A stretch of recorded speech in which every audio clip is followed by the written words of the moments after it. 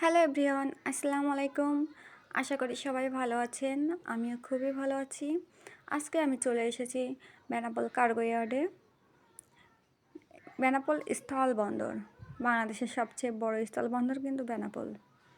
এখানে দেখুন কিভাবে ইন্ডিয়া থেকে বাংলাদেশে মালামাল পার হচ্ছে। জায়গাটা কিন্তু আগে অনেক ছোট ছিল, এখন বর্তমানে আরও অনেক চওড়া করা হয়েছে এবং আরও সুন্দর করা হয়েছে। এখানে কিন্তু অনেকগুলো লাইট লাগানো আছে, আর এখানে রাত্রেবেলা আসলে মনে হয় যে এখনও রাতই হয়নি। এত পরিমাণ লাইটিং যে রাত কোনটা দিন কোনটা এটাই বোঝা যায় না এর ভিতরে আসলে। জায়গাটা কিন্তু অসম্ভব সুন্দর, এখন আরও অনেক সুন্দর করা হয়েছে, আগে এতটা সুন্দর ছিল না। তবে এর ভিতরে কি আমাদের মতো সাধারণ মানুষ কিন্তু ঢুকতে পারবে না। অবশ্যই যারা বিজনেস করে তারাই ঢুকতে পারবে, যাদের কাছে কার্ড আছে, বিজনেসের কার্ড আছে, তারাই এখানে ঢুকতে পারবে।